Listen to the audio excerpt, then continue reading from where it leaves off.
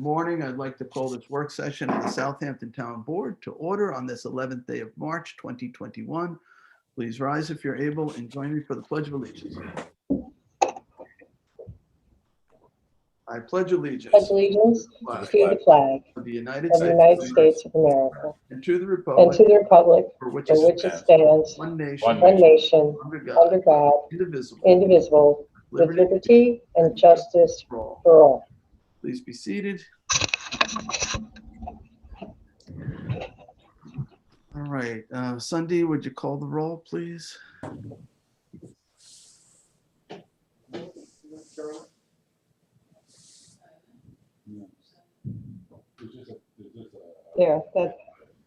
Okay. I'm sorry, I couldn't hear you. There was a buzzing going on. Yeah. Supervisor Schneiderman, Here. Councilwoman Lofstad, Here. Councilman Martell, Here. Councilman Bouvier, Here. Councilman Schiavone. Present.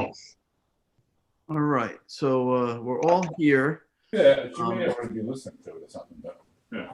and Jim's line appears to be open. Jim, can you mute your mic? Yeah, sure. Sorry. That's okay. And there's Ryan Murphy, our Public Safety Director. So I'd like to start out, even though it's not on the agenda, we've been trying to keep you guys apprised of any of the changes related to the pandemic. And Ryan has been extremely busy. And I'm glad we were able to pull you away. I know there's another vaccination day happening over at the Greek Orthodox Church, which we're thrilled to see. But there's a lot of other good news. Ryan, do you want to bring us up to speed here? Sure, happy to, Supervisor.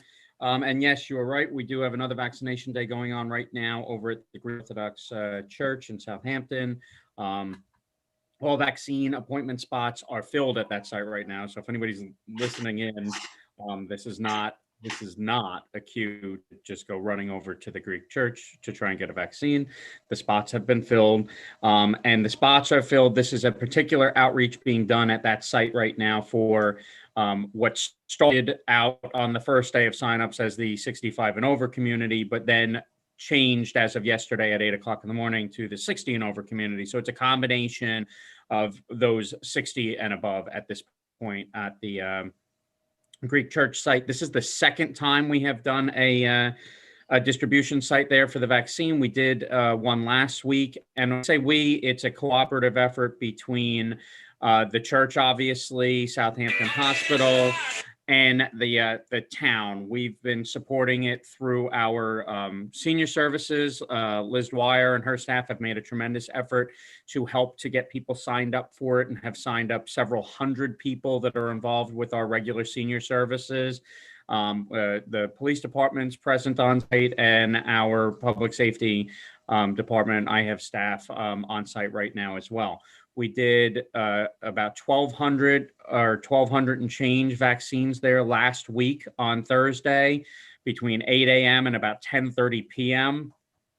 And they're on track today to do about another 1,100 vaccines on site. Last week was a mixture of East Hampton and Southampton residents. This week will be a little bit of a mixture again, I think, between the two, as well as others that were able to get onto the hospital site and sign up for it. But suffice it to say that over the course of 2 weeks, we've doled out about 2,400 vaccines by the time today is over to our 65 and over residents, largely in Southampton, but on the East End. And that's a great step in the right direction towards getting a lot of our seniors vaccinated who have been and continue to, because 2,400 is not finishing that population off yet in terms of getting them all vaccinated, but who have been struggling to try and find sites. So it's great that we were able to have this in the community, and we continue to try and advocate for more availability of our residents out here, which leads me into another point, and I'll bounce around and go back to some of the changes that have recently occurred in the guidance in a few minutes, but we are in the process of, and there's a 12 o'clock meeting that I may get to today. If not, I have a rep going anyway. about the spin up of the college site as a vaccination site for obviously us in Southampton because it's in our jurisdiction, but for the East End, definite shortfall of vaccine site availability for our folks on the East End and the 5 eastern townships, and the college site is being spun up as a response to that and our cries for more availability of vaccines to the state. So that would be a state site. Once it opens, it would be available to all qualifying people. So anybody that falls into the 1A or 1B categories at this point, which includes the age categories, which includes now coming up very soon, they've expanded the categories to add not-for-profit employees that provide public services. They've expanded it to all municipal employees. They dropped the age down to 60, and we believe that we're going to continue to see that age drop. The state is trying to expand the categories as rapidly as possible, as long as there's a supply to try and meet that demand. And the second that they start to see a ease up or an availability in a particular defined category, they're trying to add additional categories to the mix to soak up that lessening demand in a particular space. If that makes any sense to folks. So the Southampton College site will be a site for all. All available eligible people will be able to make use of that site and make bookings at that site once it opens. And the intention as of right now is to have that site open at least 3 days a week. There has been an articulated desire to have that site open 7 days a week. So I think that's the goal. But the minimum number that we have heard tossed around is 3 days. And the goal would also be 1,000 people per day that it's open. So the more the merrier. If we can get 7-day availability, great. And we can just pound this out and hopefully have that site closed in time for our busy season with, most of our residents having been afforded the ability to get vaccinated. If it's, the 3-day, it'll take us a little bit longer. It may have to stay open longer, but, something is better than nothing. We'll take 3, we'll take 7, whichever one they want to give us. It's a great site that would be in our area. So that's the kind of the update on vaccination progress, the recent availability. There was also a pop-up that I'm aware of in West Hampton at the fire department at West Hampton Beach Firehouse recently. And there have been some other pop-up state-driven pods that are largely supported and coordinated through Southampton Hospital and East Hampton recently too. The hospital folks have definitely been working their butts off to try and roll these vaccines out, and certainly deserve our applause and support in this effort. The many of their staff members have been out at these sites and working until 2-3 o'clock in the morning by the time they clean up, pack up, and get out, and then they have to get someplace else by 7 a.m. the next day when people start arriving for 8 o'clock vaccine appointments. So they're running on fumes, I think, at this point, some of their staff members, but they're doing what it needs to get done to get the job done and get the vaccines out. They know this is an important role that they're playing, and they're doing a great job with it. As far as the guidance changes that we've recently seen, non-essential gatherings, the numbers have shifted to 100 people for indoor events and 200 people for outdoor non-essential gatherings. Residential gatherings are still they're limited. They've gone up slightly, but they're limited to 25 people outdoors and 10 people indoors at a residence or on a residential piece of property. So you can have 100 people, just to be clear, and I know there are opinions on this, and it is what it is. The guidance is what it is. You can have 100 people out in a park. You can have a property that's got a large estate with 3, 4, 5 acres on it. Your limit is 25 people outdoor.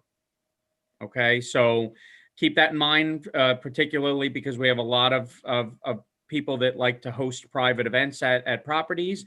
If it's a residential property, your limit on private events at that property are still 25 people as per the state guidelines. The state has extended some of its foreclosure and eviction protections for small businesses. It expanded that up to businesses of 500 employee or fewer employees, and to any business that was impacted and closed as a result of an executive order between May 2020 and May 2021. The businesses can look at the specific guide and assistance opportunities that are associated with that on the state's website. Catered events are limited to non-residential catered events. Again, residents is 25 people. Outdoors or 10 in. Catered events at catering halls at different sites are limited to 150 people. There are a lot of requirements that go along with that. Proof of negative testing or vaccination.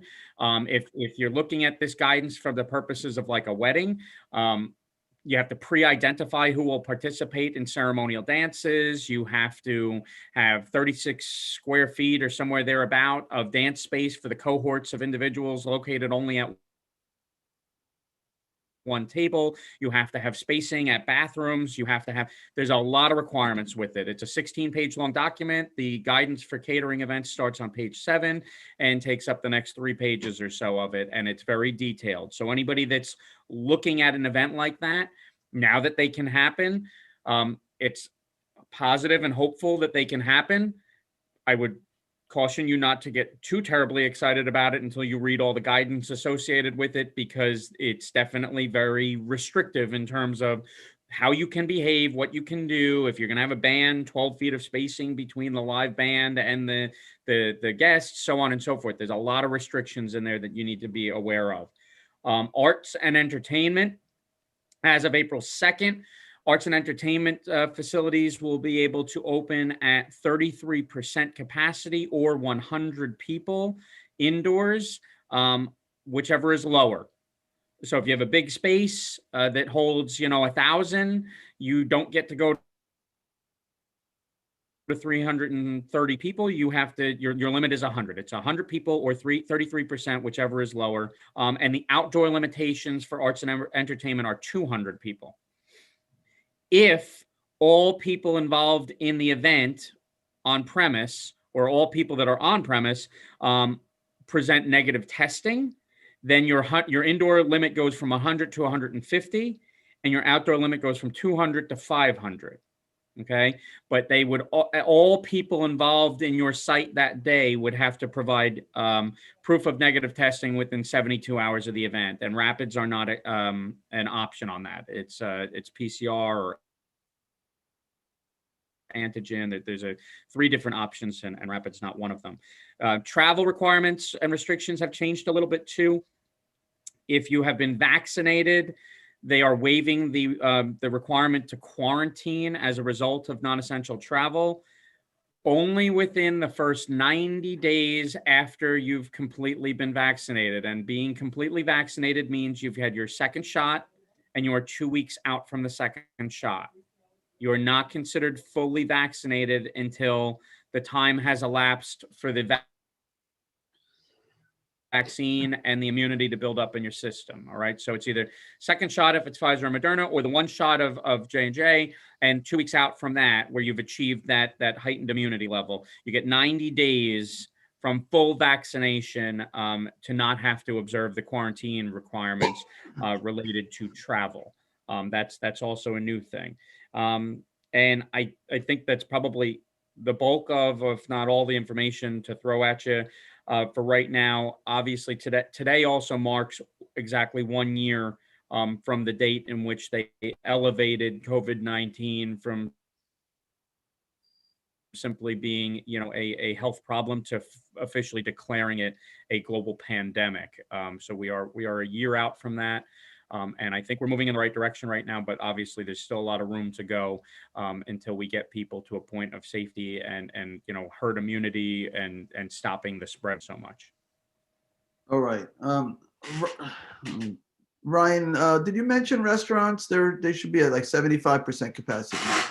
75% capacity for restaurants outside of New York City. I don't know that that is in effect quite yet, Jay. I think Supervisor, I believe it's the 17th of March or something like that that goes into effect. But yes, it's either in effect or rapidly coming down the pipeline within the next week that we will see the 75% capacity at restaurants. Let me just take a moment, Ryan, to thank you. I know you've been working around the clock. You've been involved with these vaccination sites too, and getting there very early in the morning and staying till late at night. So I want to thank you, and of course the Greek Orthodox Church, Father Alex over there, and the staff there, and of course Southampton Hospital and New York State, and county executive and his staff at the county, and for their support. I saw when I was there a number of the county executives, senior staff members actually there checking people in and things like that. So they're directly involved. So a lot of people came together to make those sites happen, and it's really helpful. And with the governor announcing the new site, at the college, I think that's going to make a tremendous difference. I know they're telling me they're trying to get it up and running by the end of next week. I am hoping for the 7-day-a-week operation. I think that's what the target is. It may be less, but that is the target. And as the eligibility criteria expand, I think we'll be able to get a lot of people vaccinated. So that's all really positive news. And of course, the federal COVID relief, the American Rescue Plan is significant in terms of aid to local government and of course to individuals and to businesses. So that's another important piece of good news as well. Other questions or comments for Ryan? Yeah, if just in our thanks to the Greek Orthodox Church and Father Alex, we should also include Father Constantine as well. Nothing goes on there without Father Constantine. And Yeah. I know that was, and he serves on several of our boards as well. And He's there right now. Yeah, and he's there. I saw him when I left just a little while ago. I do have a question, Ryan. For the non-essential travel after your shots and your 2 weeks to get your full immunity, you say that you have 90 days that you will avoid quarantine. What happens on day 91 and why? No one knows. I wish I don't have an answer. I actually, as soon as I saw that come out, I shot a message over to the state because I wasn't sure the way the wording is phrased on it. Did your not needing to quarantine start after 90 days, or it didn't make sense to me to say that you only didn't have to quarantine for 90 days. Is the efficacy drop after 90 days that we're not aware of? And that doesn't seem to be the case. I think we're going to see an update to that. We're going to see a change to that guidance. The CDC just launched a tremendous amount of new guide information on Monday of this week, talking about what their recommendations are for what people can and can't, should and shouldn't do who have been vaccinated. It's so new. One of the downsides that we're seeing as a result of the tremendous and great fast tracking vaccination here is that I think that some of the data is still being looked at in terms of how the immunity rate and everything like that shifts over time. And I think that this is a quick and easy move to help people get a little bit more normalcy. And then you'll see them take an additional step beyond this to push that out is my forecast on this one. I think it was just, now we have enough people that can benefit from it. So they wanted to take a quick action and let these people start to move around a little bit like they used to be able to that have been vaccinated. And I think we'll see an extension on that in all reality over the next month or so, where it's going to push it out beyond. Okay, Right. Thank you. Any other questions for Ryan? All right, thank you. Thank you, Ryan. I know you're probably going to head right back up to the church over there. So he's a busy man these days. So thank you, Ryan, for taking the time to update us on COVID. All right, so we're going to move on our agenda to what was scheduled for 11, which is an update from the Southampton Housing Authority. So if we can bring in Curtis Highsmith, who's the executive director of the Housing Authority.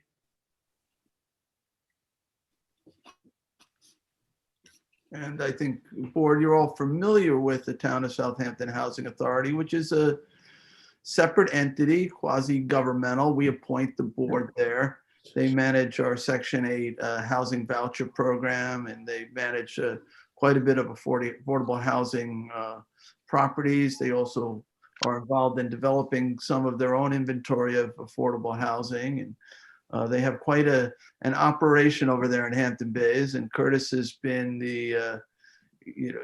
he's the executive director there. We have a board that we appoint. And then Curtis works with that board to further the mission of the Housing Authority. So Curtis, you're going to bring us up to date on some of the ongoing activities at the Housing Authority, correct? Yes, sir. First of all, I just want to just report to you, if I seem like I have low energy, it's because last week, over the last couple of weeks, I've started feeling symptoms of, and just actually became aware that I'm positive for COVID. I've been, I'm on the mend. It's a lot better than it was, but I will tell you this, as a person who now has been impacted, this is not a joke. Everyone really needs to take social distancing to great lengths and get serious about what's going on now. And the funny part is that I actually got the vaccine. So I thought this was just the after effects from the vaccine. And I was unfortunately I was wrong. So I want to thank each and every one. I want to thank the board itself. Most recently, we executed on our 5-year a contract with the town for the administration of the Section 8 Housing Choice Voucher Program. I thought it was very important that I come before you today because last time I came in work session, we had 2 other board members. And now we have 2 new board members, Tommy John and Councilman Martell. So this is my introduction to where we are now. And after discussing the contract with Jay, I realized you really haven't been updated on what we've been doing over the last few years. You know about Sandy Hollow and Spionk, and again, thank you for that opportunity. I believe that is a testament for the opportunity that can come in Southampton town in terms of affordable housing. A lot of people had the wrong perception of it. So I really believe, and I really am thankful that this representation of our community has been a successful venture thus far. What's happened over the last couple of years? Well, obviously there has been an impact because of a myriad of things. We literally have gone through government shutdowns, change of administration, economic epidemic, COVID. So it's had an impact on obviously the Housing Choice Voucher Program, on its administration and its applicants. Whenever there's any type of economic downfall, it usually impacts that low income or low to moderate income class. So we are front line to some of the ongoings and the challenges that our community has been facing over the last couple of years now. With that said, we still have an active and a very vibrant program. We have about 150 applicants that are actively receiving or have been given a voucher. We have an allocation of $3.1 million annually for HAP, and HAP is the actual payment that goes out to our landlords. And we currently, as of from 2001 to present, we had 48 families who were removed from the program specifically because of COVID-related circumstances. So it's really hurt our families locally. Opportunities have hurt our families locally. The phone calls from individuals who are at risk because of whether it be eviction, loss of job or employment has really been overwhelming since we've put our in the and as the anniversary of this pandemic. What are we doing about it? And that's the main question. What are our opportunities and choices in moving forward? First things first, we have to increase our inventory of housing units. One of the things we're lacking right now is the opportunity for people to be placed in safe and sound housing within Southampton Township, just because there's just a very limited amount of inventory. One of the advantages of the Housing Choice Voucher Program is that landlords are going to be paid. When most of the individuals I'm hearing about, they're unable or had not had the opportunity due to either a reduction in their reduction in hours or loss of job, and unable to pay their rent. One of the major issues is, well, what happens to the landlord? That's an economic downfall that happens not just for the tenants, but the landlord now is loss of revenue. On our program, every single landlord has received and been paid their rent on time. There has not been one single month, one single time where the HAP portion payments have not been paid. That's a huge example of an opportunity for this program to promote to landlords that we can provide, even in the midst of economic downturn, there's still an opportunity to be paid on a regular basis without any type of gap or lapse in payment. So we're going to be doing a huge landlord outreach over the next 6 or 7 months to get out to individuals, to let them know, to try to get rid of and to eliminate some of the negative connotations and mindset of what the Housing Choice Voucher Program is. It is a viable program. Even our rent payment standards are at a level that is comparable to market value, believe it or not. We did a rental study last year in anticipation of requesting from HUD an increase for our payment standard. We found out that our 1-bedroom and 2-bedroom units are on par with the market right now. That's huge. That means a person who is currently occupying a 1-bedroom or a studio is paying comparable to a person who's living in a 1-bedroom or 1-bedroom or studio on the Section 8 program.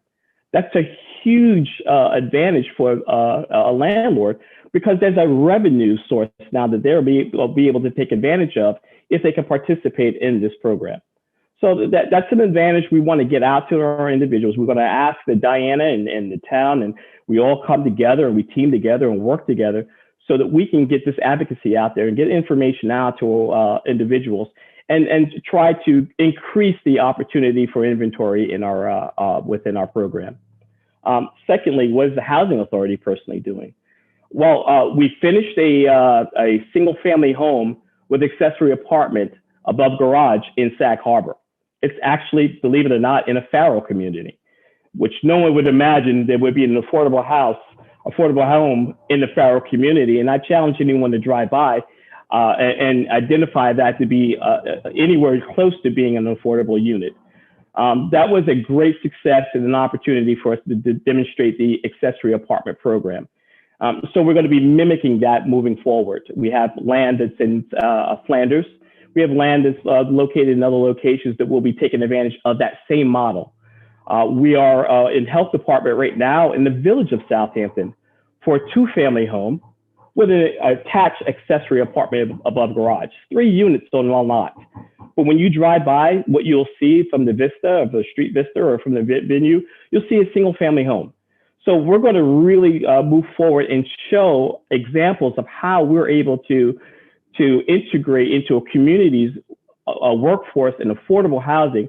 And it means that it won't be a distraction from the community. It will be an asset to the community. More importantly, it'll take care of maybe 2 or 3, maybe even up to 4 units in a specific location or an area. So we're excited about the advance of that program, and we hope to break ground on that the summer of 2021. And of course, we have our lots that are in Riverside, Flanders, that we teamed with Habitat for Humanity. Their expectation of breaking ground summer of 2021. And those are going to be 5 single-family homes sold to first-time home buyers. That's a huge opportunity, a great opportunity in the midst of all that's happening right now. Habitat is working on their fundraising efforts to ensure that the homes can maintain themselves at a level where it's well below 80% AMI, or area median income. So it really will be an asset to that specific area, and also help revitalize Riverside, which I believe is the new portion of new mission, new focal point of our township, to really work on that Riverside revitalization. So we're looking forward to working there as well. What I'd like to address are opportunities I think we're missing. One of the opportunities, hotel, motel, and resorts. We've come up with a number of different opportunities where we could have done conversions for pre-existing hotel, motel, resorts, and allowed those units, pre-existing units, to be converted into studio or 1-bedroom. The challenge we ran into is the conversion. The only opportunity we have right now is to do under special exceptions, to do a conversion to condo or co-op. Challenge with that is we are limited in terms of funding and financing whenever we establish a condo or co-op as the use for those units. We had 3 different projects that we could have taken advantage of, which would have probably added approximately 40 to 50 additional units for township of Southampton. There are other opportunities as far as from Spionk all the way out to Sag Harbor, where these models exist, and we can utilize the current sources that we have without introducing new density. And I think that's always been our issue with trying to figure out how do we create more housing units, but not focus a mass amount of density in one specific area. Well, let's utilize pre-existing units, such as hotels and motels. They do exist. Unfortunately, we missed out on the most recent plan, but I want to really advocate to the board that is there a possibility that we can do some type of modification to that the special exception that will allow for apartments to be added to the as of right use, therefore enabling us to get investors to help us work on these conversions. Again, sorry for my parchness. I'm really tired. I'm exhausted. But I mean, these are some of the things, some of the ideas that we're moving forward. We really want to sit down with Diana, sit down with the board, and try to figure out a way that we can work together on not just these larger density projects, but possibly using pre-existing density, upgrading the septic, and now using that as viable means. So I'd like to open the floor for conversation or discussion or questions, if you have any, with regards to that or anything that we've done in the past or anything that we are doing. All right, let me start, Curtis. So first, thank you for coming on. I'm sorry to hear that you've contracted COVID. It sounds like you're improving, so that's a good thing. And yes, thank you for your work at the Housing Authority. You mentioned the contract earlier, so Curtis and I have been discussing the contract. I guess it just expired, or it's about to expire? Well, we were on year-to-year extension, and the year-to-year extension was very difficult to operate, especially since we have to always work on 5-year plans. And we most recently had to submit and hand in our 5-year plan to HUD. It should coincide with our contract with the town, and that's the reason why we were able to do that. So we've been talking about a 5-year contract, which corresponds to the 5-year plan. It also has a 2% escalator. The last contract had a 3% escalator, so it's slightly lower, but it's on, on pace with inflation, and it should help them. So at some point, I'll be bringing that to the town board for ratification. And Curtis, I know you guys got something from the CARES Act to help you with the COVID situation. And how did you make out with the American Rescue Plan, which I guess is going to get signed tomorrow? Is there any money for housing related issues in that? Do you know? There is. Our agency actually is represents the presidency for ALEA, which is the Association of Long Island Housing Agencies. Over the last few months now, we have actually been inviting HUD to come in and do monthly updates to determine opportunities for our agencies to take advantage of, whether it be rent reimbursements, infrastructure, CARES Act, COVID-related expense reimbursement. So we've been really attuned to what's been happening, what opportunities are present itself for HUD through HUD. And yes, every opportunity that we're able to take advantage of, we have. We've been very blessed in that means. And then, the last thing I'll say, you threw out this idea of the conversion of hotels to apartments. I mean, that's been somewhat controversial. There's been some hotels, a lot of them actually, have become apartments. They are sort of serving as, low-income apartments. Not always to the delight of the community, which sometimes wants to see tourism alive and well too, and see these things as going back to being hotels. So we've sometimes struggled with this, but other ones maybe, maybe they could be looked at, those that have already become apartments, if it's acceptable to maybe create a pathway. It's something we could certainly discuss. If we then make them eligible for grants, for improvements and things like that, that might be something worth talking about. But I think it's not going to be a one-size-fits-all type of policy where, everyone. I don't think that any plan, when it comes to planning in general, I don't think any plan is a one-size-fits-all. I think but that's also the reason why you have a planning department whose determination is to figure out impact, feasibility, and figure out if that type of plan is possible or viable. What we don't want, what we want to do is we don't want to have another situation where false information becomes a deterrent for growth. And what we recognize now is a lot of these facilities are operating in that manner. Which without any oversight, without any type of management, and being misused. Now, from a compliance standpoint, obviously you can give any type of warnings and fines, but at the end of the day, we want to be able to create an opportunity where now there's accountability. It's an agency, there's a developer, there's someone who's going to come in, clean it up. One of the requirements is going to be upgrading the septic. These are things that are going to happen. These are things that can happen. They would only improve the area, improve the community, and add much needed housing resources. Oh, it's an interesting conversation. You'd have to look at each place individually, I'm sure, and figure out whether it's viable as a resort hotel property, what the CO is, whether it's, still has, is a hotel even a permitted use in a property? Is the apartment more conforming use? It's going to be somewhat complicated. It's not that we haven't had that conversation before with certain properties, because these do come up where the hotels have become housing.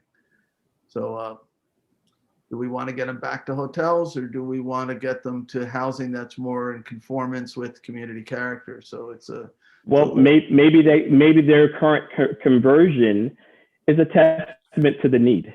What is tourism in those specific areas? Is that the need, or is the greater need the long-term housing that's necessary for our community? And I think times create changes for purposes and reason, and that's because of the specific needs that are needed in that area. I understand.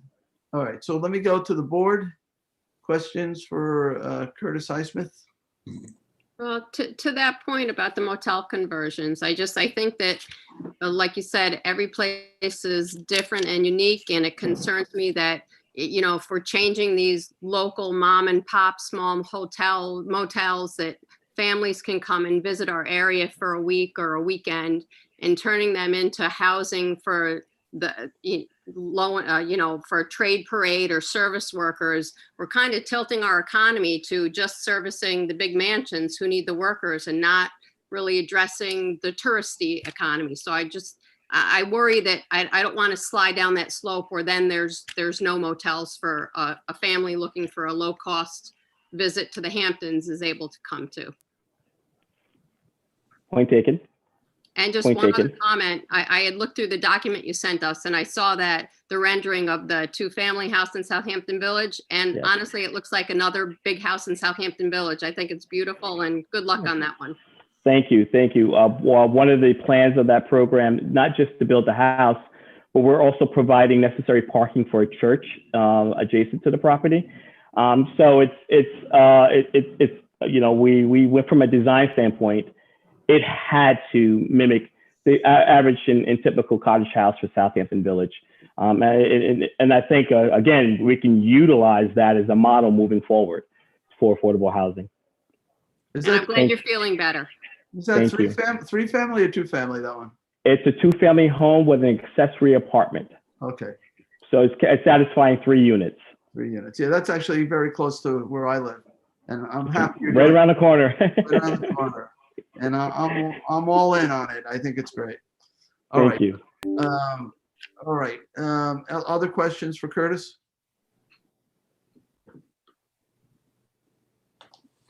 No one? All right, Director Highsmith, I guess you can go and rest up and heal from your COVID experience. Thank Doesn't you. sound like we have any other questions. We wish you well though with your recovery. So now you got a vaccine and immediately after got diagnosed. Is that what happened? Or you got exposed at the same time you got the vaccine? Oh, well, you're on mute. There I go. The assumption is that while I was waiting for the vaccine, that I probably was in contact with someone. And again, the stories, my wife is actually fully vaccinated. She received both vaccines.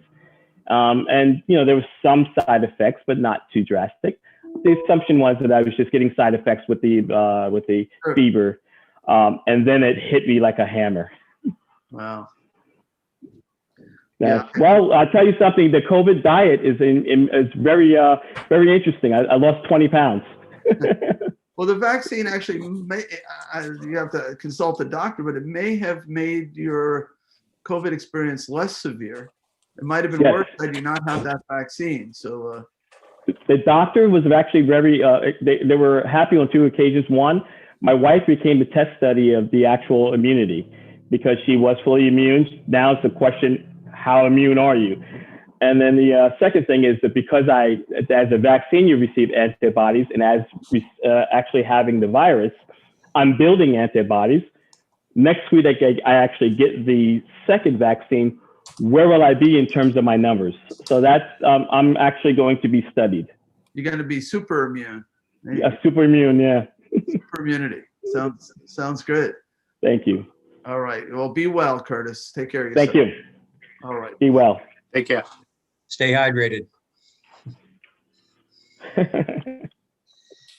And, we can discuss that contract in executive session too. All right. So next up is I have, let's see, let me just check the time. Yeah, we can do a couple of updates, I guess. And then at 12, we'll bring Kristen in.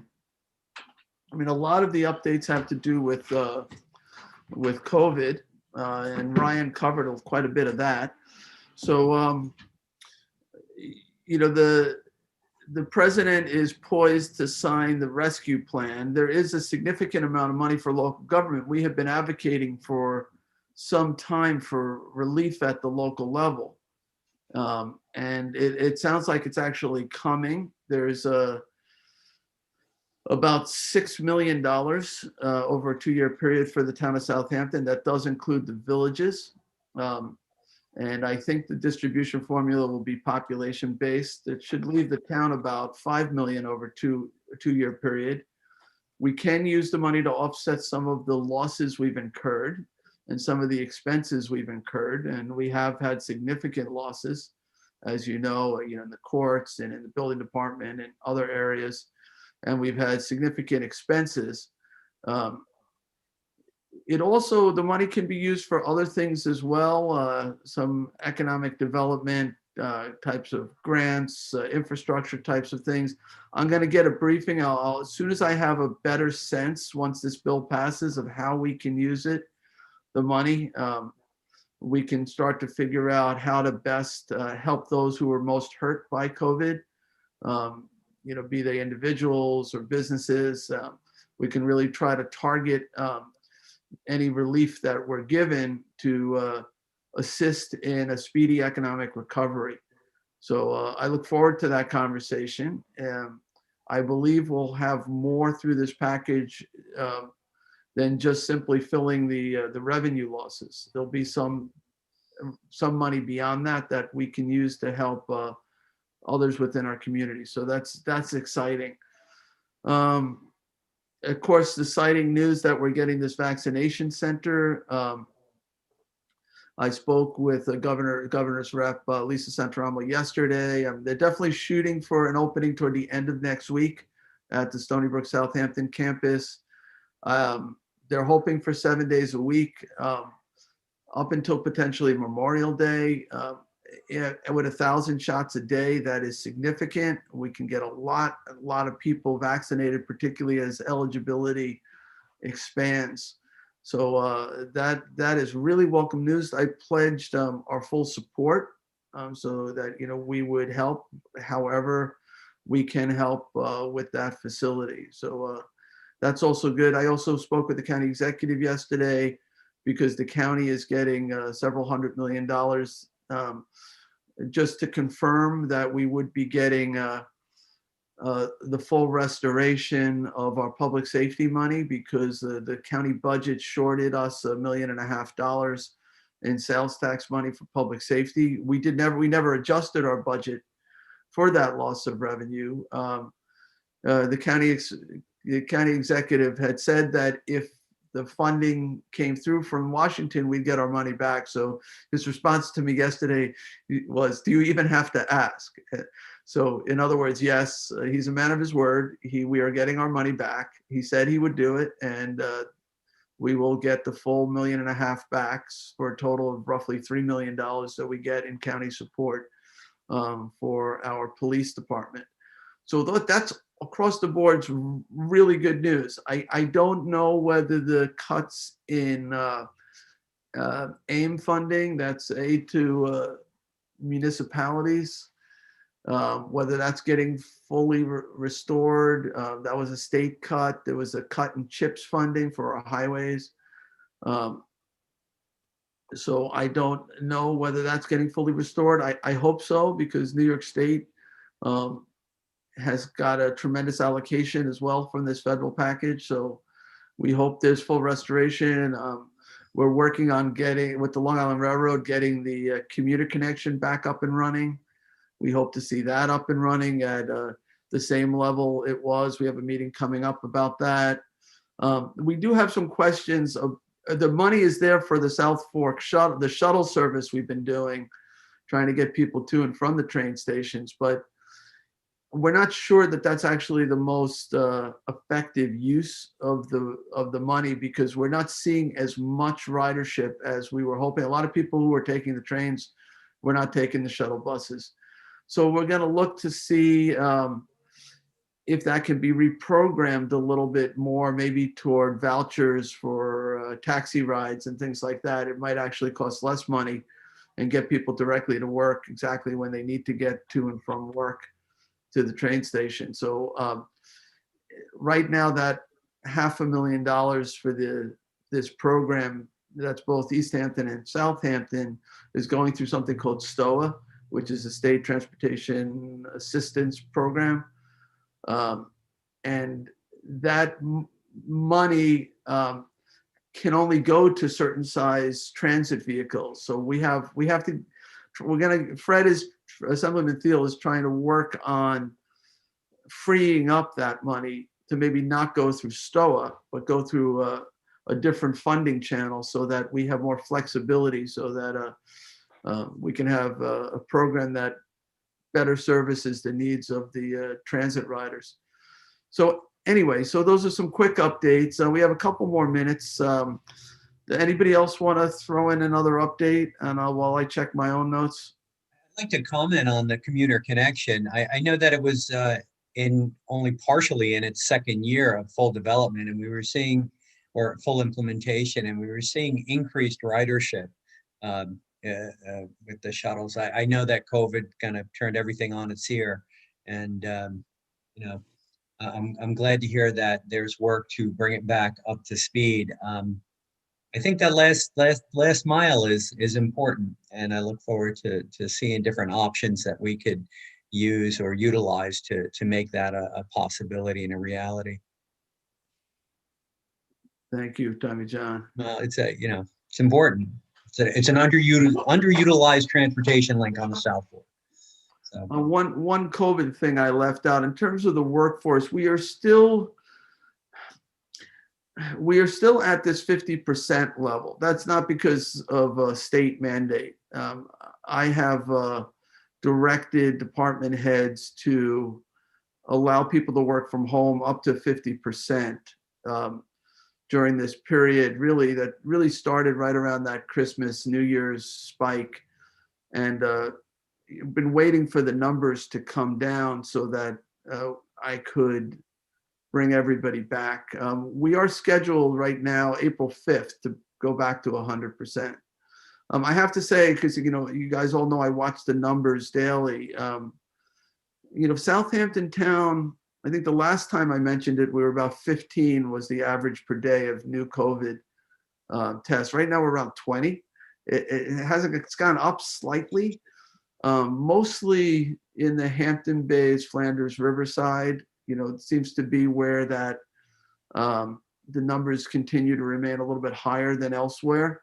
But that's, I had hoped actually by this point to go to 75% or 100% of the employees back. I'm going to wait till April 5th. The idea basically is if we can keep up with the functions of town government and we can reduce the risk for our employees, obviously it's less likely to spread it if you're not in tighter working spaces. And it helps, I believe, with the public as well. So I am going to extend that to April 5th. I am certainly hoping by April 5th that can end. I would like to get our senior centers going as quick as possible. We're not ready for that. I did talk to Kristen, who's coming on soon, about Good Ground Park. And I said, look, I do think it's okay to start booking concerts for end of June and July with the assumption that we'll be allowed 200 people outdoors. We might by that point be allowed more, but if we have to limit attendance, I still think it's worth doing, even with a limitation of 200 people. We certainly can spread out in that environment and require that everybody wear masks. So, life must go on, and I think people are psychologically need that. I think some of these performers, it helps them too economically. A lot of musicians have been out of work for quite a long time. So I think it would be a good thing if we can get those things going again. We have a number of community sponsorships like Rotary Club, where Rick is involved with, and Chamber of Commerce and other groups that sponsor these types of events. And they do help put people into local stores and restaurants. And I think it's important psychologically and economically to get those things rolling again. But Kristen will be on in a minute, and she can talk more about that. Any other quick updates? Tommy John? A couple of weeks ago, I mentioned a study that we are doing in the Arts and Cultural Committee, and I just want to advise or let the board know of what this is. This was done through Dave Colon in his position with the Suffolk County Economic Development Commission. Dave is associated with SUNY Stony Brook. He is in the College of Business Dean's Advisory Board. And in that capacity, he linked us up with students who are studying for their MBA in their innovations class. And so they are working with the Arts and Cultural Committee to do research on arts and culture and their economic effect in the town of Southampton. So we're looking forward to a quantifiable study here in the town and get a better idea of the effects of arts and culture in those institutions on the town and the people in the town. So I want to thank Dave as well as County Legislator Bridget Fleming, her office, particularly Irene Donahue, who helped put all these pieces together. So that is happening. Thank you for that. Any other quick updates? Just a quick thank you, Jay. It's great that we're looking forward to some events in Good Ground Park. I think things will start opening up across the town. We need our entertainment, our arts people to get out and rejuvenate our economy and recover some of their losses. I think it's a great thing that we're going to move ahead with that. At the same token, we're doing the East End cleanup again. Last year, we had put it off to the fall. We feel a little more comfortable that people can get out in the spring. So we're going to try to do that on May 15th and 16th. We did bring in about 23 tons of garbage last year with quite a few less numbers, because of COVID than we normally do. So we're looking forward to this year's event. And again, it's May 15th and 16th. And I hope to see everybody at Good Ground Park and all over the town by hopefully July. Be a great thing to have a nice summer ahead of us. That's great, Rick. Thank you for doing that. Julie, do you have something? Sure, yeah, I had a youth board meeting last night, and I just wanted to let everybody out there know that there's another virtual talent show going on. It's going to be April 30th. You can sign up, please, by April 16th, and you can call 631-702-2425. I think it's a great way for our kids because they've all been stuck inside to showcase their talents. So anybody interested out there, kids, please give a call and sign up. And also our youth board does a survey of local high school students. 50% of them are reporting depression. Also, there was a US-wide survey about mental health issues, self-harm and overdoses, and they're up 90%. And I think we really need to keep this in mind. Let's get stuff for the kids to do. Give your kids a hug, take them out to the beach, get them outside, social distance, but get some friends together because our kids are having a tough time. And I think we all need to work together as a community and help them get through this because they are our future. Thank you, Julie. Anyone else? All right, it is the noon hour. So let's get Kristen involved here. The next item on our agenda is, let me read it, at 12 o'clock, new online system to purchase beach parking permits. We're going to have Kristen Doulos, our town parks director, Gina Diamaro, who's our assistant superintendent of recreation, and Colleen Jones, who is our graphics supervisor. So let's get them all in the conversation here.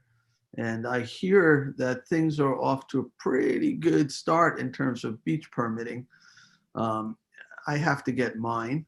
I haven't yet, but I'm getting rave reports about the new online system. So it's cutting back on traffic, cutting back on frustration as well. So, all right, there is Kristen. Welcome.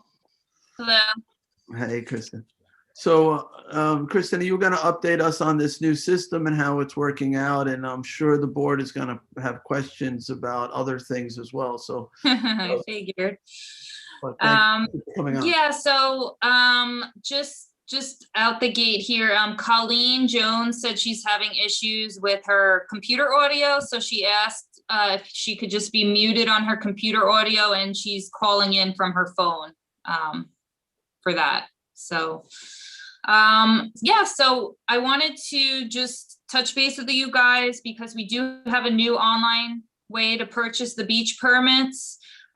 This is the first time we've ever been offering that. This is really taking the place of the snail mail application system that we've offered in years past, where in preseason, people could send in a paper application. They have to provide all their backup documents and an envelope, and then we do that verification process, enter it into a spreadsheet, process it, and mail it out.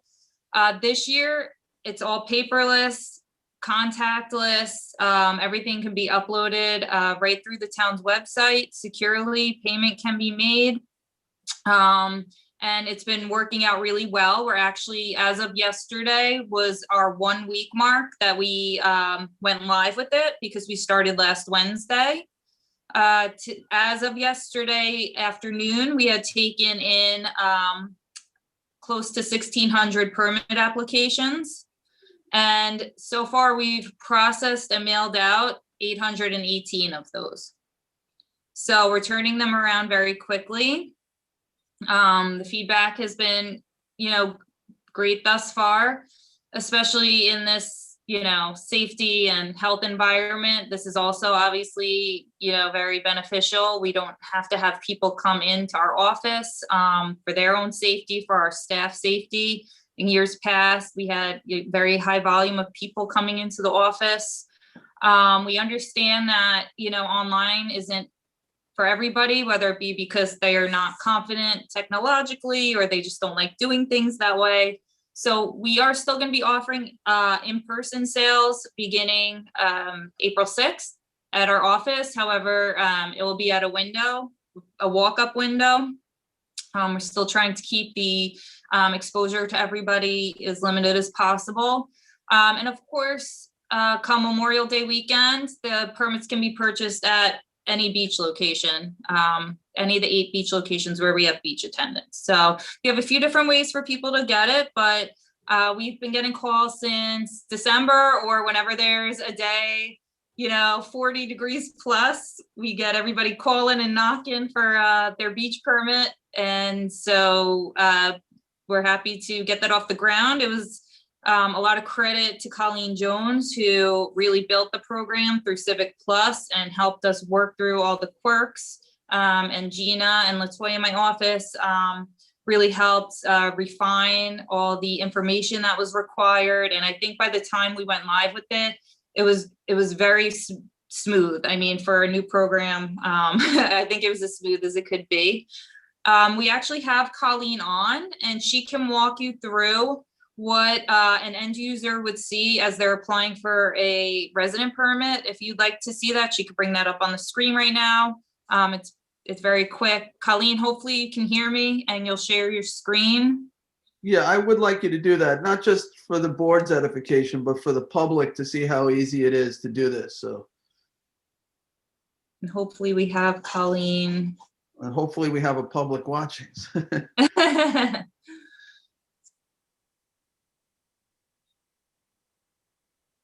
Believe it or not, a lot of people tell me they watch channel 22. So There you go.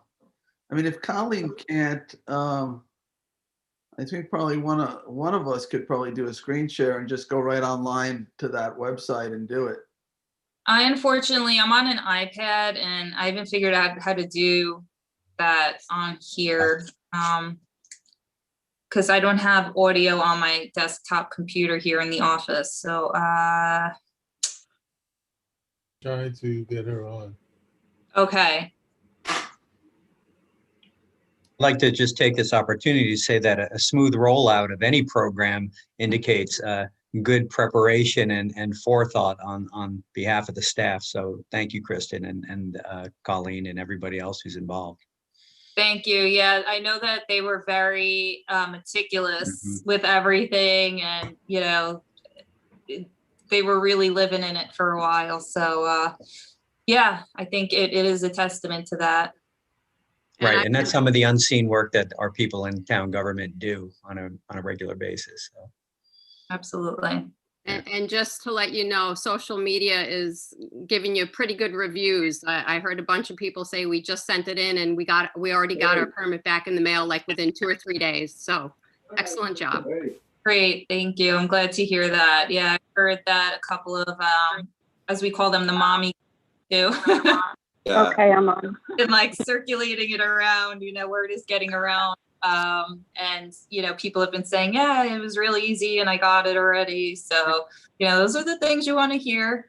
But we put out a PSA on it. We sent an email blast. Within that first email blast, we had like 600 or 700 applications within, I think, 24 hours. So, it's slowed down a little bit since then, but we'll be blasting it back out again now that we feel like we're, in a good position to be caught up. We wanted like a little bit of a slower rollout and make sure everything was going well. So we'll continue to promote that. But yeah, so far so good. Yeah, it's been totally positive feedback, Kristen. It's and really helpful. I've gotten quite a bit of correspondence from people, particularly out here out west, who, it's a journey for them if they, have to go to Hampton Bays. So a big appreciative constituency. So thank you very much.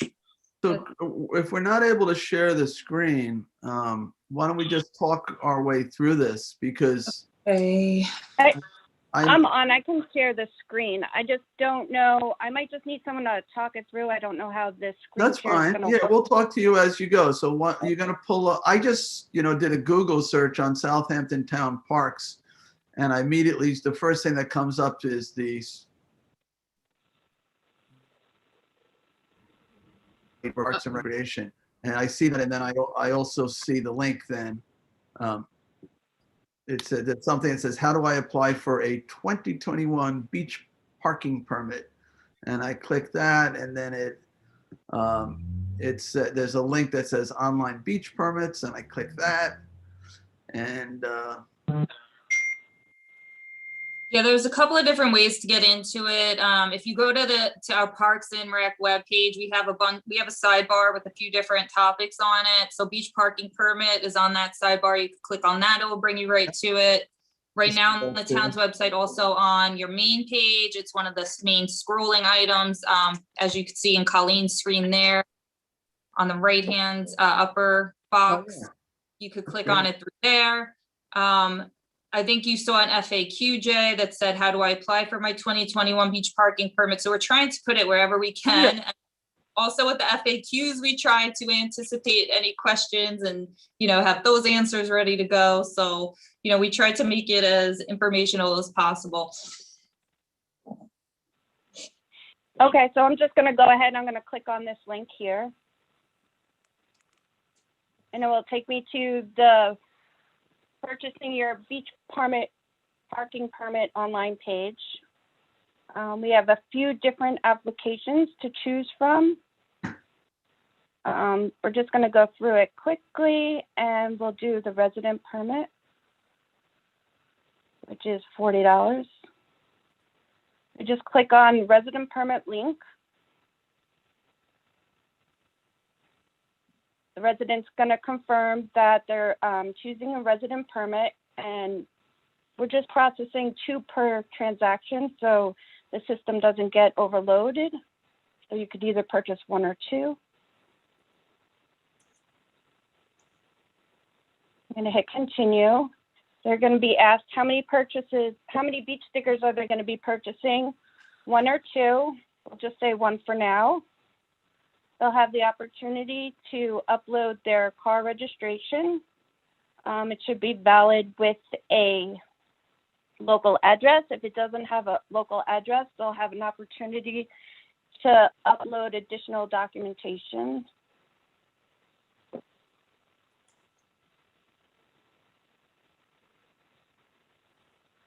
They'll put in their license plate number. And Colleen, can I just interrupt real quick? If you pick 2, would it come up for 2 license plate numbers? Yeah. Okay. If I pick, Sorry to interrupt. Thank you. There's like a toggle, so additional spots will come up. Thank you. Yep. is there a limit to how many cars you can get it for? No. I'm sorry, do you want to answer that, Colleen, or me? No, you could answer. In the online system, yes, you can only get two permits max per transaction. However, if if you are a resident who owns 5 cars and has 5 cars registered in your name, there's no limit. They could get 5 beach permits. There's no limit to how much a person could get. Right.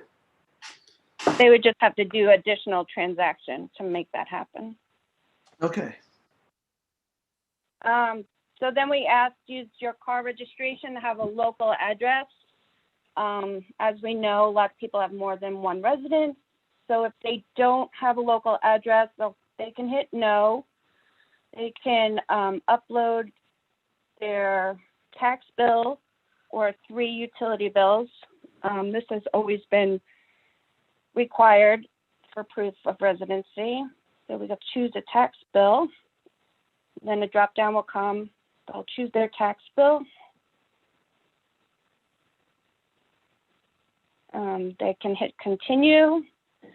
They'll fill out their mailing information. Hit continue. They'll just have to accept 2 fees and transaction fees. Up here, they're going to also choose one just to say how many they'll be purchasing. They'll agree to disclaimer terms, and then they'll proceed to check out.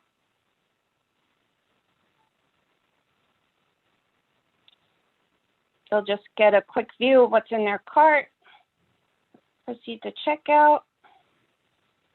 Do they have to Then create your- their own username and password? They do not to get through here. They can if they wish to have an account with the town of Southampton's website, and that will also help them manage their notify me information and other transactions they make online, whether they do it with the youth bureau and stuff like that. But it's not necessary to purchase a beach sticker. Colleen, I don't know if you'll know the answer to this. Hopefully you will, though.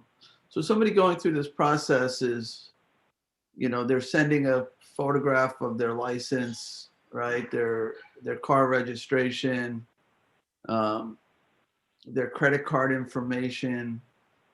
Where I'm going. I just want to make sure that, that there's a comfort level with the public that they know that this information can't get into the wrong hands,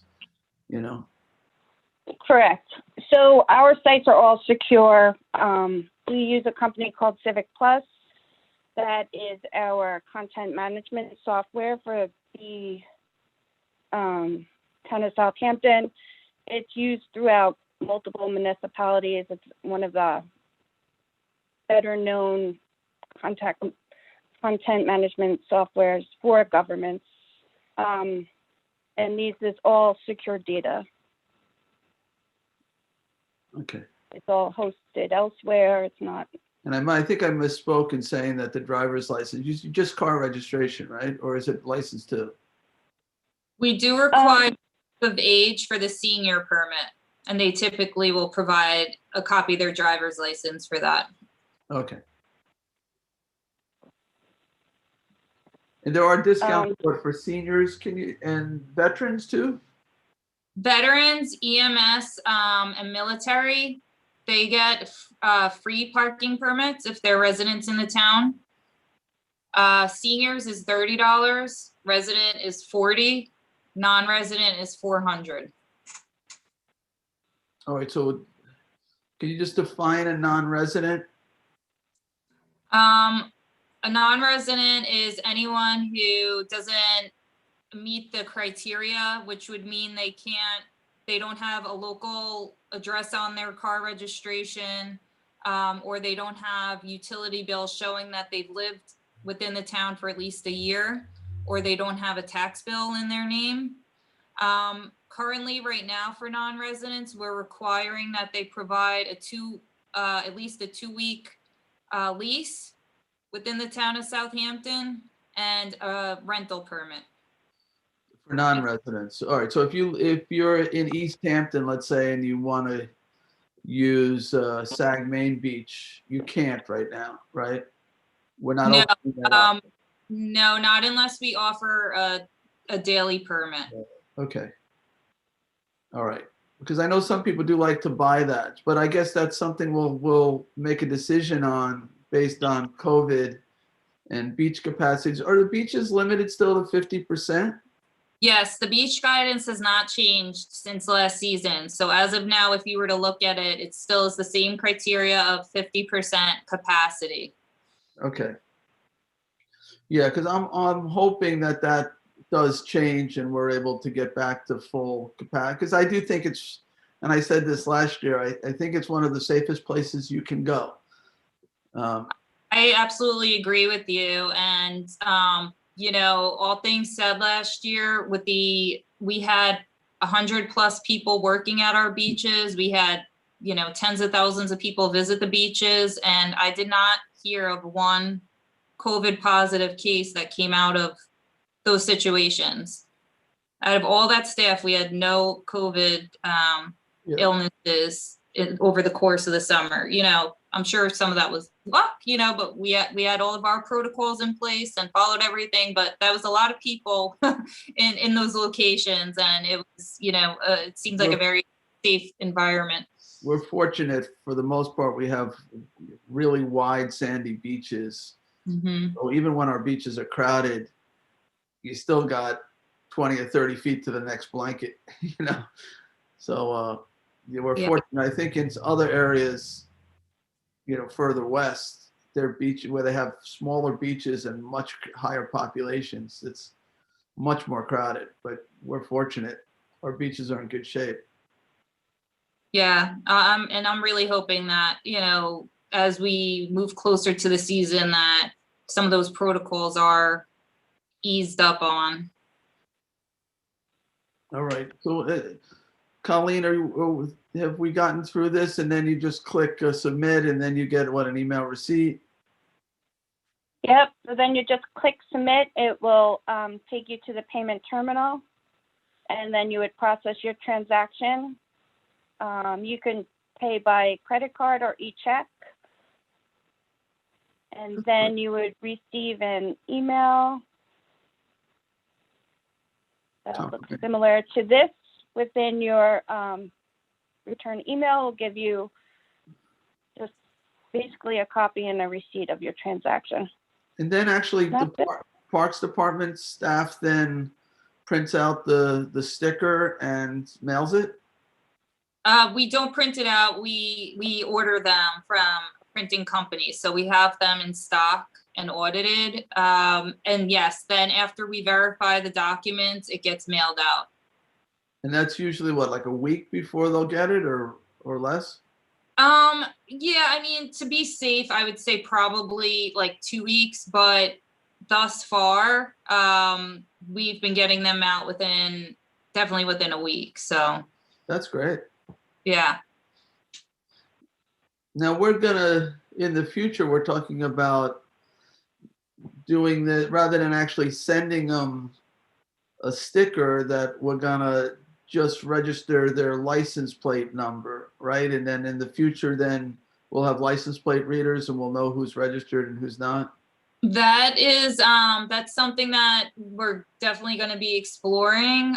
We are going to be working with a parking management consultant to, you know, first he's going to assess our current operations and all the various locations where we require parking by permit. And then, you know, arrive upon some potential ideas that may include license plate reader technology. Under that type of scenario, like you said, a license plate number would get entered into the system. And then when a license plate camera came driving by, it would see, okay, you know, that's in the system, that's okay. And it would generate, you know, violations for those who didn't have, weren't in the system. That is a technology that's out there. I'm not sure if that's what we'll end up going with, but you know, that's probably certainly one that will be looked at. You're looking at it though. That's, yeah. I mean, I sort of like that technology. Just it makes it so much easier to enforce. You know, as we have some of these restrictions at the road ends now. Mm-hmm. You know, they have these vehicles that are equipped with the license plate reading cameras. They just have to drive by and they know exactly which car, without even getting out of the car, which ones are permitted and which ones are not. So I'm glad we're looking at it, because I know East Hampton is using it because I've seen the vehicles there with the A license. lot of municipalities on Long Island have either started to go over to something like that or are looking at that technology. I think it's just that point of where we are. It's 2021. People are getting away from doing things manually. And, it's also, it would take the money transactions out of the beach locations. So, it's at least time to look at how we're doing things. Sure. Yeah. All right. Do we have questions on this issue, the automated beach permitting for Kristen? Colleen, thank you. I really think that system is great, what you just showed us. I mean, that's a vast improvement over the manual system. Yes, thank you. We worked hard, definitely. Latoya, Gina, and Deborah, we, worked out all the kinks, and we did a lot of testing to make sure it would work successfully for the public. Yeah. No, I'm hearing good things. I'm going to get mine soon. So Hopefully you don't get rejected. wouldn't be the first time. Anybody? All right, we can stop the screen share. And we could put Kristen on the hot seat. Does any other parks related questions? Good Ground Park, I mentioned earlier when Kristen was first coming on. We've had some conversations about go ahead and start scheduling the bands, which I think is the right thing to do, even if it's limited to 200 people or less. We're hoping that by the end of June, that number is much higher. And Kristen, yeah, you're getting that in motion now, I think, right? Yeah, we're getting that in motion. Like you said, I'm hoping that we could go beyond that 200 capacity by that time. We'll deal with it as we get closer, but I know that the larger concert venues are really, they're starting to schedule things as well, like your Jones Beaches and things like that. But they're basically saying that we can't run it at 50% capacity. So I think that might push the state towards, maybe moving that along.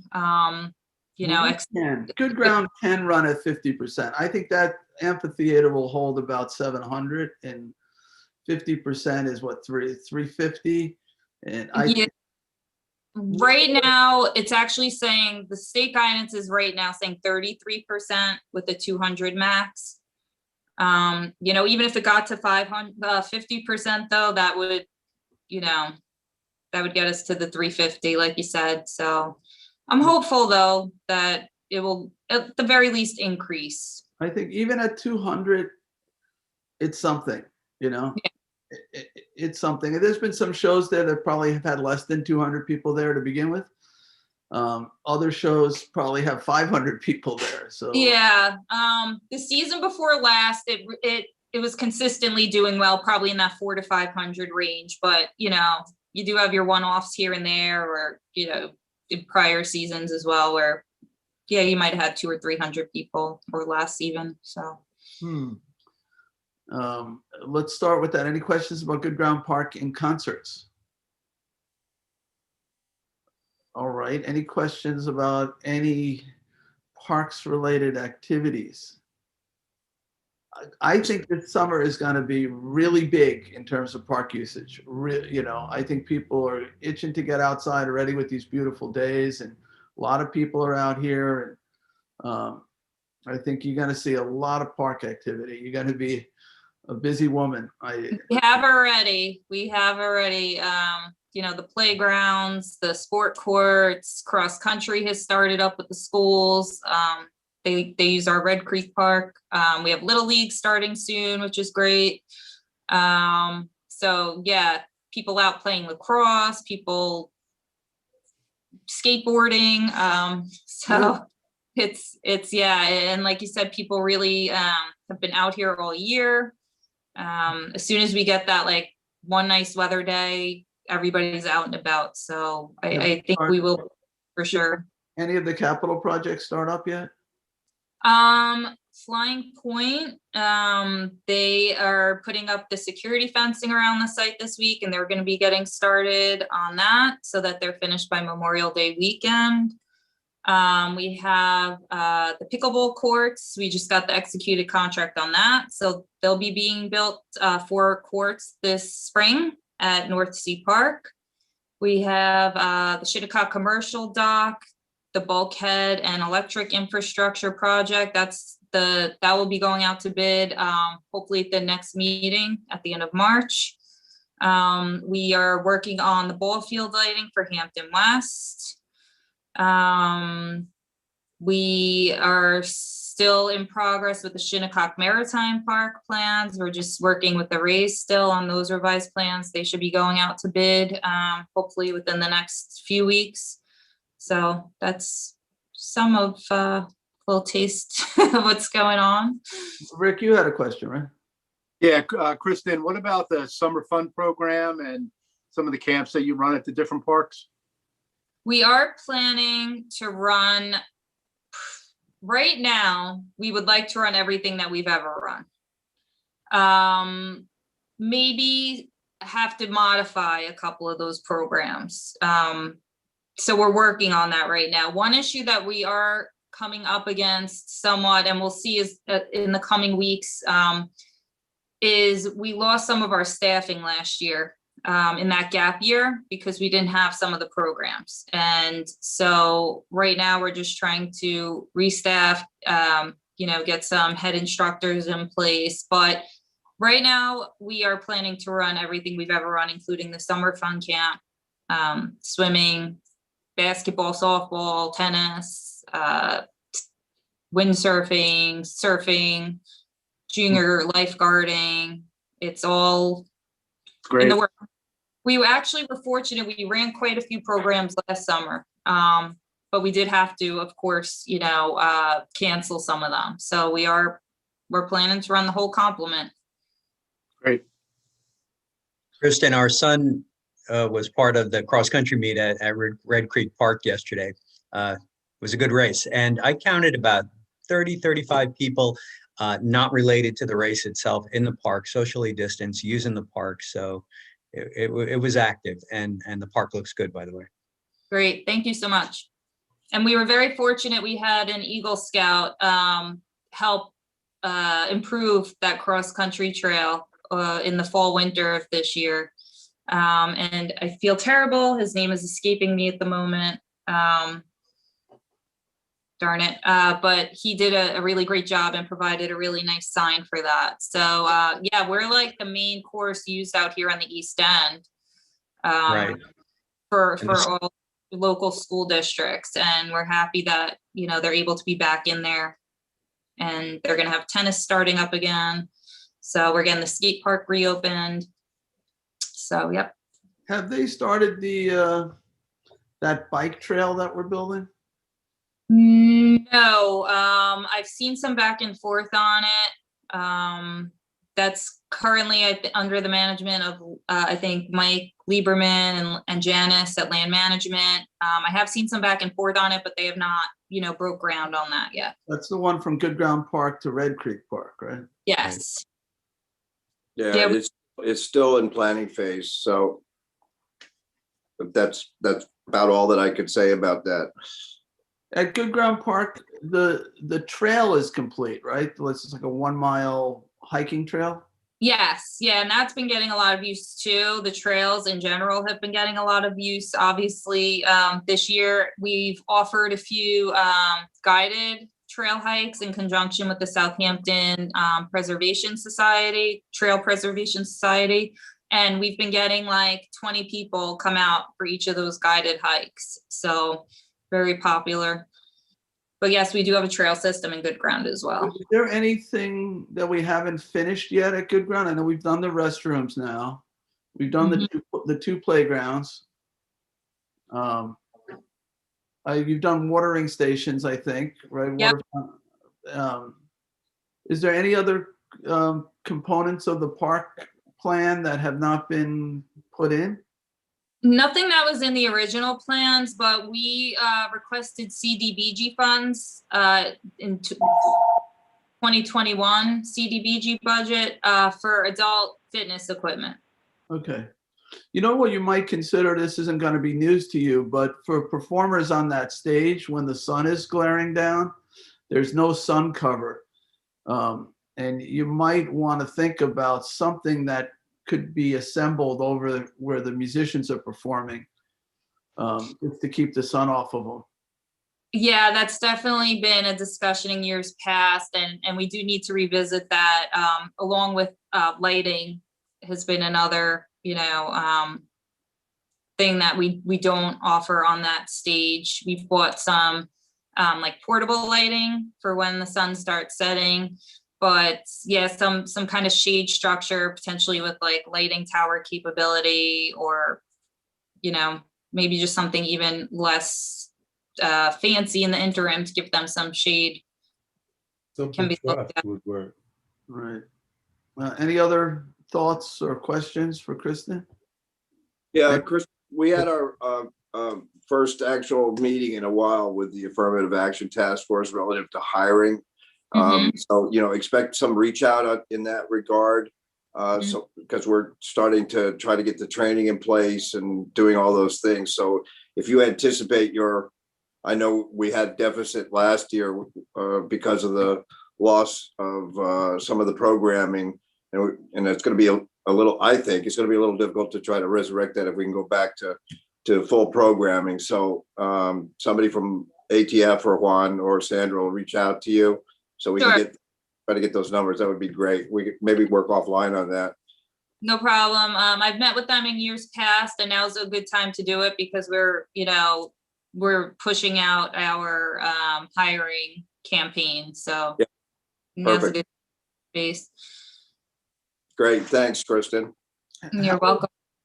Maybe this is a topic for another day, but in terms of the landscaping equipment, you guys are trying to use some of the battery powered stuff. Is that working out? Yeah. We've been using it. I think it's maybe going into our even third season. The years keep flying by, but we have the couple of locations that are green zone designations, such as Town Hall and the East Quad Village Green. But we use that equipment wherever we can, especially on smaller properties. For larger properties, the mowers with the larger decks obviously make it a much more efficient way to landscape those. But yeah, we use it every day. Sorry about that. And we use only handheld electric equipment. So for the mowers, we use it in certain locations, but the handhelds are all electric. All right. Well, In the 3 years, Kristen, have you seen an increase in battery capability? Just curious, like the supervisor said, we may want to cover this in another meeting, but I'm just curious about that. I'd have to touch base with John because I think John Irwin, our maintenance supervisor, because the equipment we've been using, I think has been like the same equipment the past couple of years. So I don't know if he's tried any the latest technology on that. I do know that the batteries are fairly cheap, especially for the handhelds, and we have a bunch of backups. So if one goes dead, we just pop it out and pop the next one in. And we also have a trailer that's equipped to where we could plug all the equipment inside the trailer and then just plug one plug into a wall over at Parks Maintenance. So it charges the whole trailer. Yeah, they're actually the battery weights have gone down and battery time has increased, so that's positive in some of the newer models. So there's been some significant changes, but particularly in charging systems. Trying to make the charging independent of fossil fuel driven generators. So there's actually been quite a lot of advantages, in new development of some of the technologies for that too. So we've had these discussions a lot in sustainability. So it's really positive, and I think a lot of landscaping companies in particular are recognizing that this is the switchover is a necessary thing, and sort of on a timeline of a couple of years. I think it's just a kind of a natural evolution to electric. Yeah, and I have to say our maintenance staff has liked it because there's no fumes, the sound is a lot less, it's a lot cleaner, they're not putting fuel into everything. So they really like it. And I just want to correct myself by saying we do only use electric handhelds except for major cleanups. So for major like fall, spring cleanups where we're having to blow like a lot of heavy leaves and things like that, we do still require the fuel powered leaf blower sometimes. Yeah, and some of the newer equipment is approaching that capability. So, you know, when things become obsolete at some point, you know, in your budget process and in your equipment exchange projects going forward, that's definitely something to look at.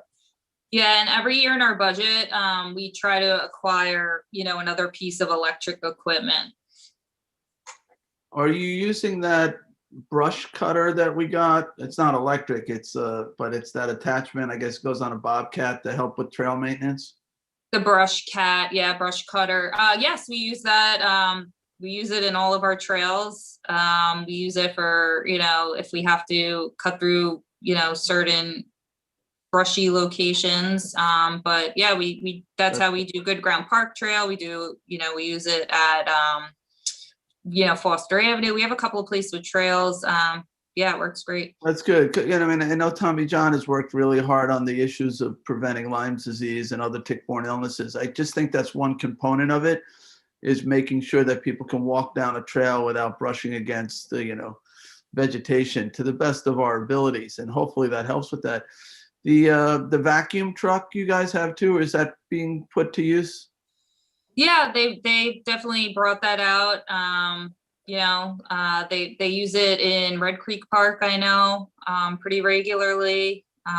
So yeah, they bring that around. We have the beach rake that we're going to be deploying preseason again to give the beaches deep cleanings. We did Long Beach last year. Yeah, you can do that again. That would be great. Yeah, we'll be doing that again. So we'll hit all those beaches preseason, and then throughout the course of the season, you know, get to them hopefully a couple of times a week in the mornings. So yeah, we like all of our equipment. No, that's we appreciate that.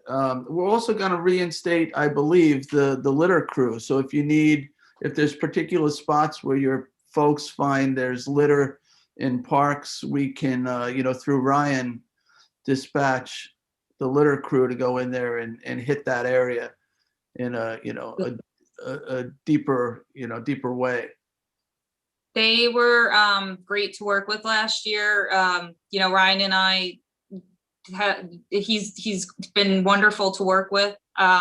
So the guys were always accessible whenever we had a major issue. They got right on it. That was really helpful last year, especially as you know, there was, you know, PPE around, and that was at a time where everybody was really on high alert about the cleanliness of that and all the germs around.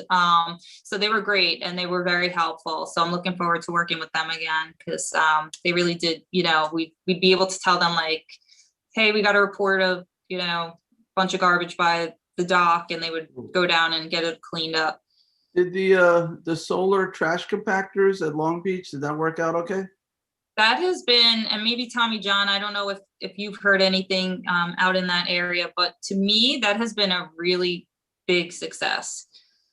We've had a lot less illegal dumping, a lot less litter, you know, just the signage as well that we put up to correlate with it, like carry in what you carry out what you carry in rather, you know, that we have cameras there. I've been speaking to maintenance, the guys who do the garbage, they've seen a reduction, and, you know, the people who had concerns seem to, you know, have given us positive feedback that they've seen an improvement also. Now, are those able to communicate those bins as to when they're approaching full capacity so that your staff knows to empty them? They do have that technology where you could go into a dashboard and see that information For us, when we're in season, that's not so important because we dump the garbages at least once a day during that time or twice a day on the weekends. So we're dumping them no matter what, like even if they're not full.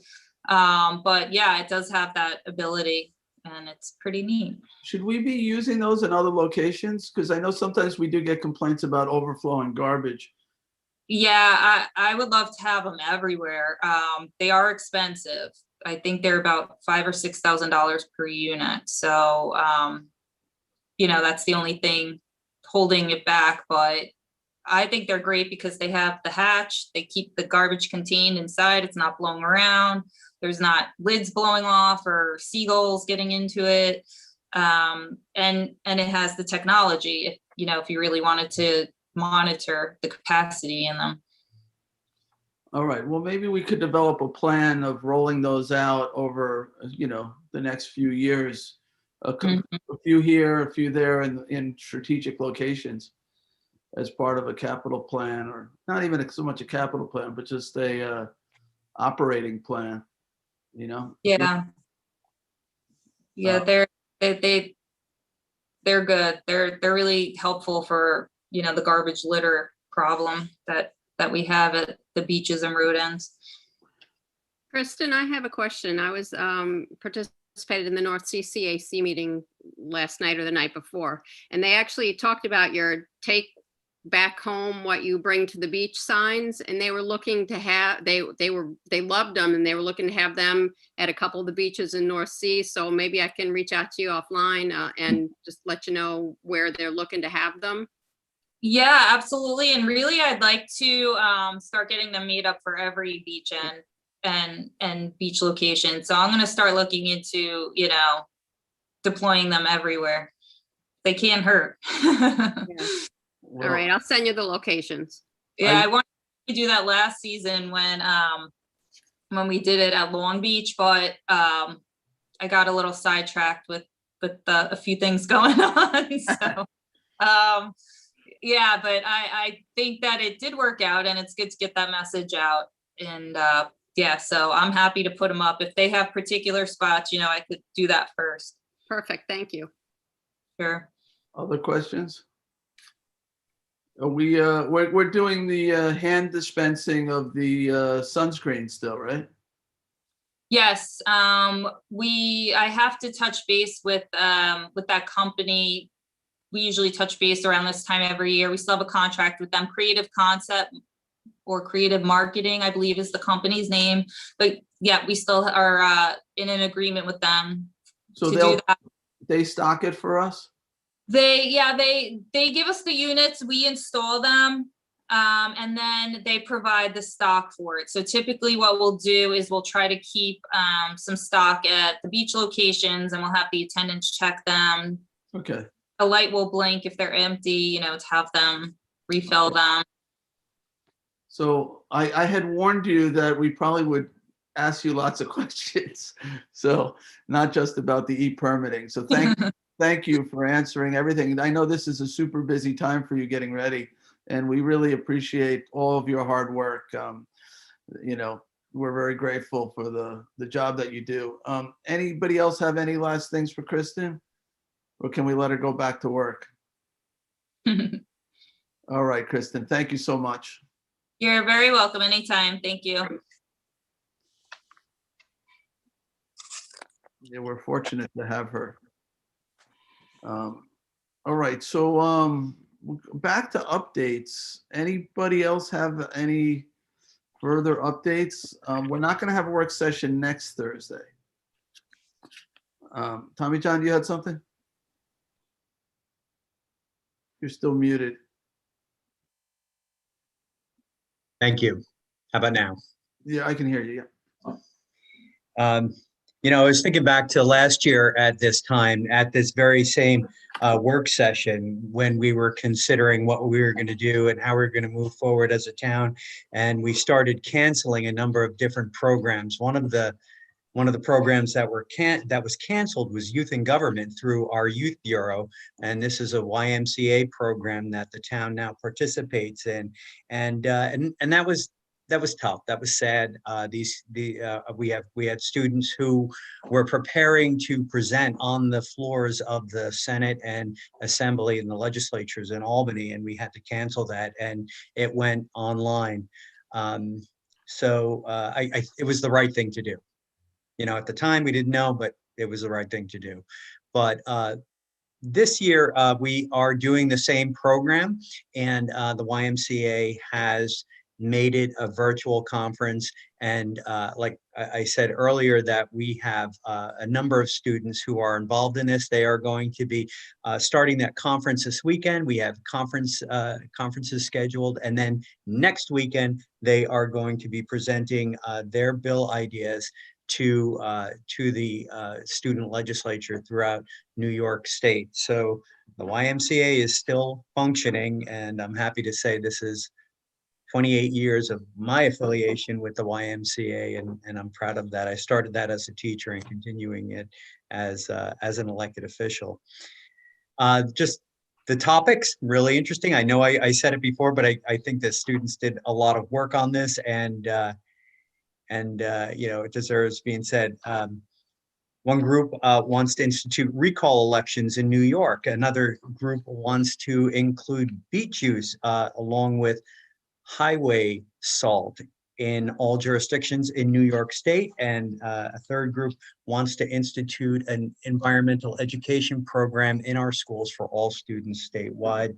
So I just wanted to say that the kids are working hard, and we're going to be starting that this weekend. That's great. Youth in government. It's awesome. Any other updates?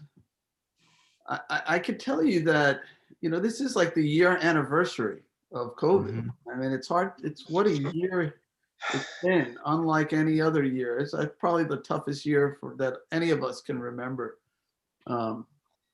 These Zoom meetings are working out, but I can't wait to not meet via Zoom. I want to get back into town hall, even if we're wearing masks, and just make ourselves as accessible as we can to the public. So as soon as I feel like the numbers have come down enough that we can get back to town hall, I'm personally looking forward to it. There's been some advantages to Zoom meetings, but on the whole, I need to get us back to town hall. So I don't like being in a state of emergency. We're in one now for a year, and as soon as I can lift that and we can get our senior centers open, the better. So I'm hoping as more and more people get vaccinated and we hit herd immunity, and hopefully we get a week or two where there's not a single case of COVID in the area, things will start to normalize, and we'll return to the types of operations we had pre-COVID. I think we're going to get there. They're talking about getting all of America vaccinated by May or June, which is a remarkable accomplishment. So I urge people to do it. They say that the immunity you get from the vaccination is better than what you get from getting COVID itself if you get COVID and you recover. But the chances of getting COVID and the impacts of COVID are so severe to so many that you really, please do whatever you can to not get it. And I can't encourage people more to get the vaccine. We're doing everything we can to make it available to people locally. And I know some people still have reservations about it. I got the vaccine. I don't know how many of you at town board have gotten the vaccine, but please message out to the best of your abilities that the vaccine is safe, and encourage people to get it, because COVID as we know, can be so deadly that it's taken over 500,000 American lives. So whatever we can do, all do our part to message this out. Any of you guys vaccinated besides me? Now, I only had the first dose. Rick, you've been vaccinated. Tommy John, not yet? And Julie, not yet? I'm not eligible. Okay, well, all right. Well, hopefully the eligibility will You're not 60 yet, huh? I'm in the last 5%. Yeah, All right. We'll get you. and that's fine. You know, Well, but now, didn't Ryan say that all municipal employees were eligible? Supervisor, I apologize. I have to jump off. I'll see you guys at exec session. My apologies for interrupting. Okay, no problem, John. I thought they expanded the criteria to all municipal employees. I think you said next Wednesday, Jay. Next Wednesday. Okay. All right, I so, think the original expansion on the employees was for those that had conditions. Right, that was the original one. And then I think, right. And I did get my vaccine. But it was because my friend was on a list to be called if they were going to dispose of any at the end of a vaccination day.